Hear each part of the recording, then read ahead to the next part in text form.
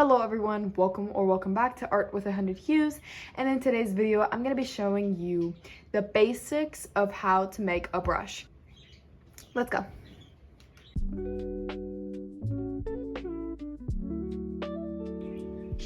So once you open Procreate, it literally does not matter what canvas you open. It can be an already done drawing or whatever. You only want to get to the brush settings. So to do that, you're gonna go ahead and click on the brush icon up here, and then you're gonna go ahead and click on this plus button. Now you have the Brush Studio, which has a bunch of different settings, and I'm gonna explain those to you. Okay, so under stroke path, we have spacing, jitter, and fall off. These are oftentimes used for, like, if you increase them, they're often used for like speckle kind of style brushes, if that makes sense.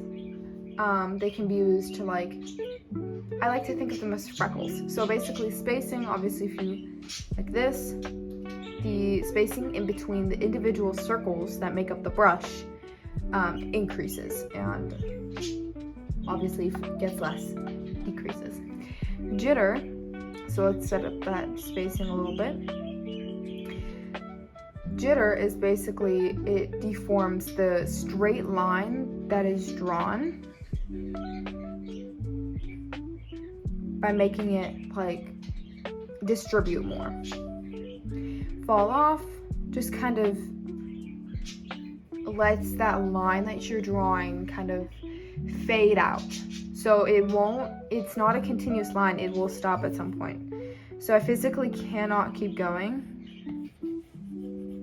because it'll stop working. I personally don't like this feature, but alright.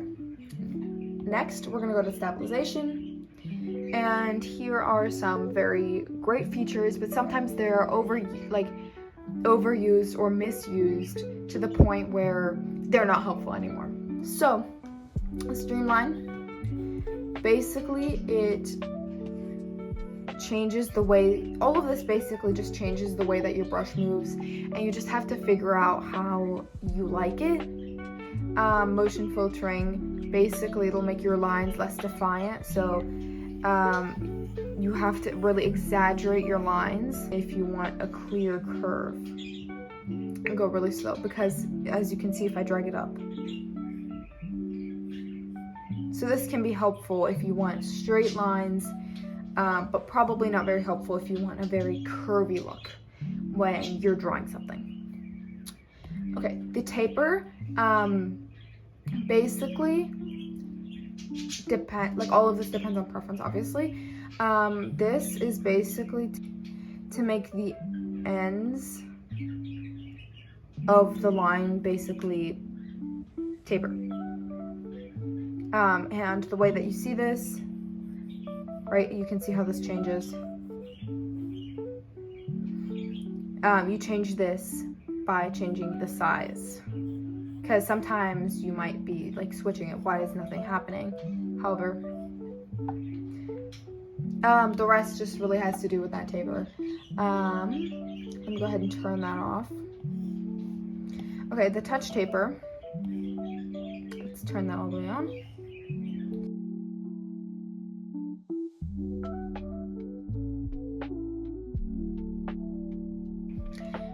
For shape, there are lots of different settings. Let me correct myself. The main thing that you are gonna end up using, that I'm gonna explain in this, because otherwise it would take too long, is the shape source itself. So you can go ahead and go edit, and then import. Okay, so then there's several different ways that you could do this. You could either paste something that you've drawn on a canvas, this could even be like, it could be an image or something that you have copied, and you can paste it into there.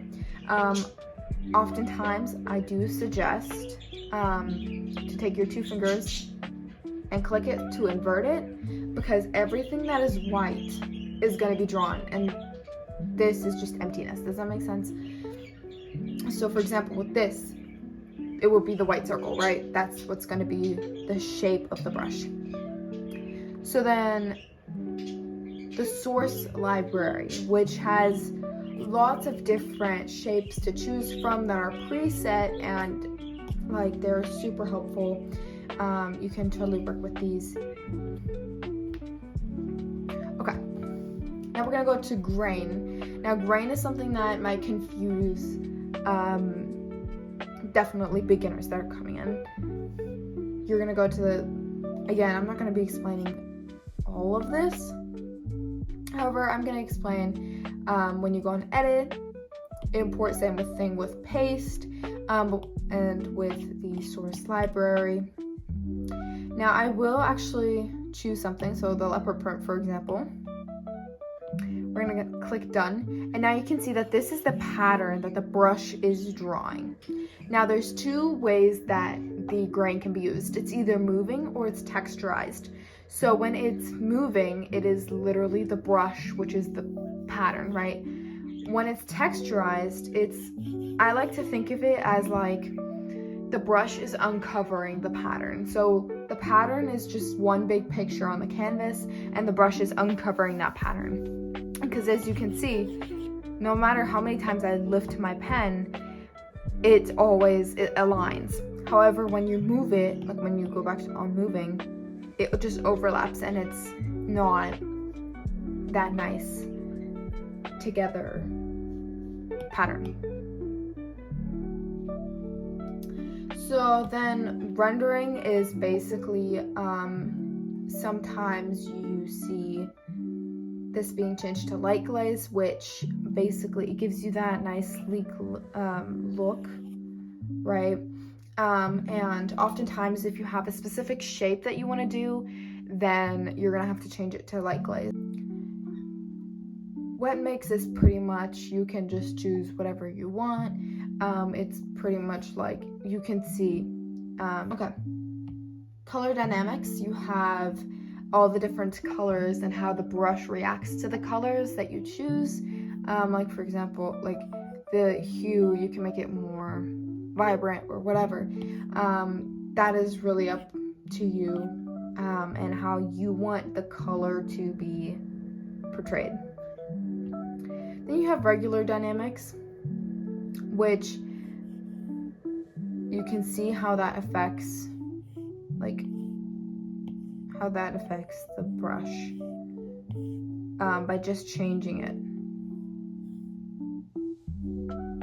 Now the size of the brush, depending on the speed, and so on and so forth. So like the speed that you go, the size will change. So for example, we have this and we have that, right? That was really fast, so it was thicker, and that was really slow, so it was thinner. We have Apple Pencil. So size,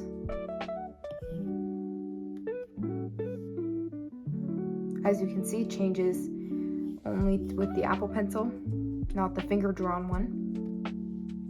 Opacity changes when you draw. And then there's so much else that you could choose from. The tilt, meaning like this or like this. And you can change what changes based on the tilt. You have barrel roll, which is basically the way that like when you have your Apple Pencil and you turn it, that the brush turns with it. There's hover, which basically, as you can see, that there's that line underneath my Apple Pencil because I'm hovering. You can change that pressure of that. There's so much that you can do with this. Properties, this is basically pretty self-explanatory, I'd say. It's really just the properties of the brush. I wouldn't mess around too much with the materials, since this is just a beginner tutorial. And then about this brush, you can basically claim your own brush made by, and then your name, and sign and name your brush here. And that is pretty much it. And that is it for today. Thank you guys so much for watching this video. I hope you enjoyed it as much as I enjoyed making it, and I hope I'll see you next Sunday. I really hope that this helped, because I know it can be so fun to like experiment with brushes. However, it can be frustrating, especially when you don't know what some settings do, and I hope I explained that well enough for you guys, because it did take me a while to figure out what those settings do for myself. So like when I first started out. So I hope I saved you some time with that. Have an amazing day. See you next time.